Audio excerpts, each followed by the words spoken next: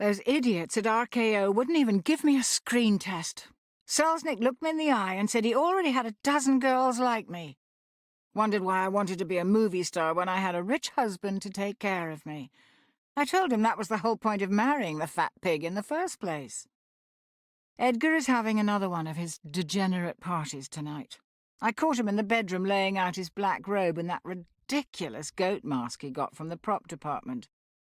He and his friends like to pretend they're such devils, dressing up and spouting mumbo-jumbo out in the garden at midnight. Every so often they pay one of the call girls a little extra to be their sacrifice.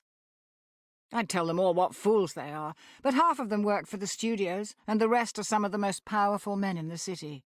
If Edgar can't make me a star, maybe one of them will. There was someone new at the party last night. A dark, handsome man with a strange accent.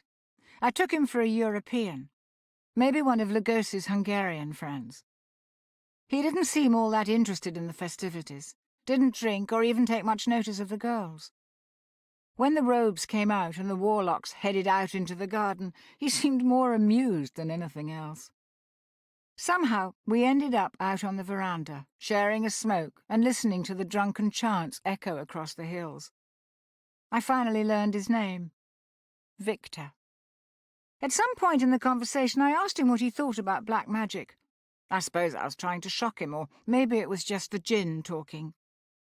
He said that people took such things seriously where he came from. There were all sorts of stories about those who sold their soul in exchange for wealth, power, and fame. I laughed in his face, told him I didn't believe a word. He said it didn't matter what I believed, only what I wanted, and what I was willing to do in order to get it. I had my first screen test today. MGM called, out of the blue, and asked me to come read for a part opposite James Cagney. I barely remember how it went. I think I stumbled over most of my lines, but no one cared. They loved me. Every single person on that lot hung on my every word. It all happened just as Victor said it would. I've learnt so much over the last few months. I didn't want to believe at first, but Victor has shown me time and again. At every moment of every day, we are surrounded by hidden forces beyond our darkest dreams. They watch, and they listen, and if we call to them with the proper words at the proper times, they will respond. And if we give them the gifts they crave, they offer gifts in return. Victor has shown me the ritual. I know all the words by heart. All we need is a sacrifice. None of Edgar's tramps will do. But the maid has a daughter that might do nicely. The feel of the knife in my hand, the words of the ritual echoing across the ballroom, the crash of thunder and the screams of the sacrifice. It's been a month, but every detail is still etched in my mind, as though it happened only last night. I called, and Malak answered.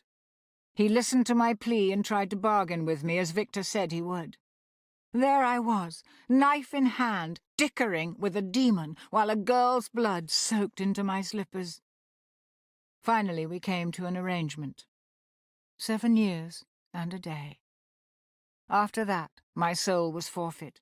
I told him he was welcome to it. The phone hasn't stopped ringing since. Every studio wants me. I've entertained movie stars, politicians, and industrialists.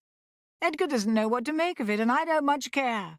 I've got what I want. I don't need him anymore. Victor has disappeared. The day after the ritual, he emptied out his apartment and left. No one knows where he's gone. Selznick wants me in his next picture, says he'll give me anything. I told him I won't get out of bed for less than $5 million, and if he wants me on set, he'll get Bogart to star with me. I don't care if he's under contract with MGM or not. The little toad turned such a lovely shade of purple.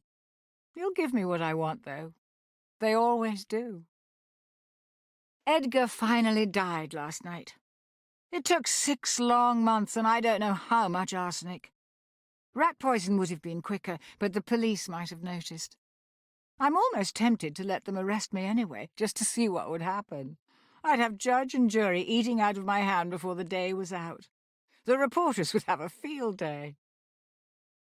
Finally, a breakthrough in the search.